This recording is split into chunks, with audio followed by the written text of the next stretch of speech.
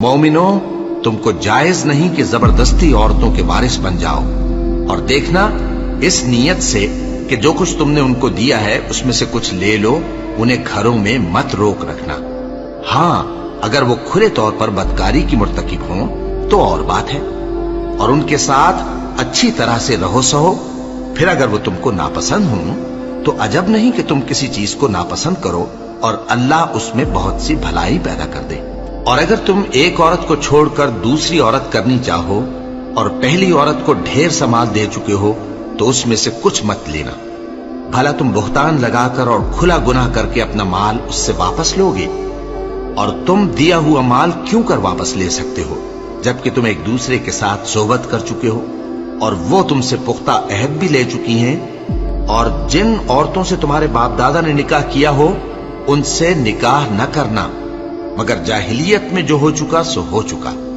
ये निहायत बेहयाई और अल्लाह की नाखुशी की बात थी और बहुत बुरा दस्तूर था। तुम पर तुम्हारी माएं और बेटियां और बहनें और फूफियां और खालाएं और भतीजियां और भांजियां और वो माएं जिन्होंने तुमको दूध पिलाया हो और रिजाई बहनें और सासें हराम कर दी गई हैं। और जिन औरतों से तुम खलवत कर चुके हो उनकी लड़कियां जिन्हें तुम परवरिश करते हो वो भी तुम पर हराम है। हाँ, अगर उनके साथ तुमने खलवत न की हो तो उनकी लड़कियों के साथ निकाह कर लेने में तुम पर कुछ गुनाह नहीं।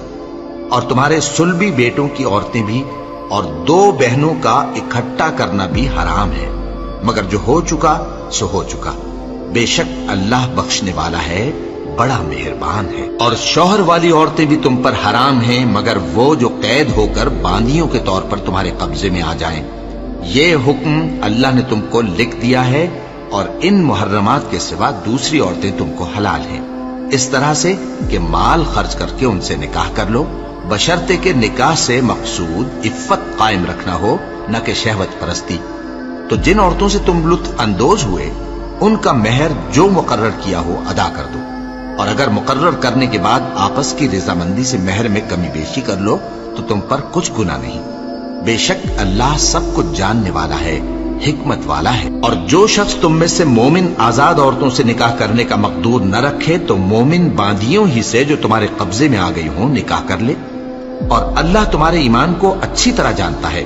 तुम आपस में एक दूसरे के हमजिन्स हो, फिर उन लौंडियों के साथ उनके मालिकों से इजाजत हासिल करके निकाह कर लो और दस्तूर के मुताबिक उनका मेहर भी अदा कर दो, बशर्ते कि वो पाक दामन हो, न ऐसी कि खुल्लम खुल्ला बदकारी करें और न दरपर्दा दोस्ती करना चाहें। फिर अगर वो निकाह में आकर बदकारी का इर्तिकाब कर बैठें तो जो सजा आजाद औरतों के लिए है उसकी आधी उनको दी जाए।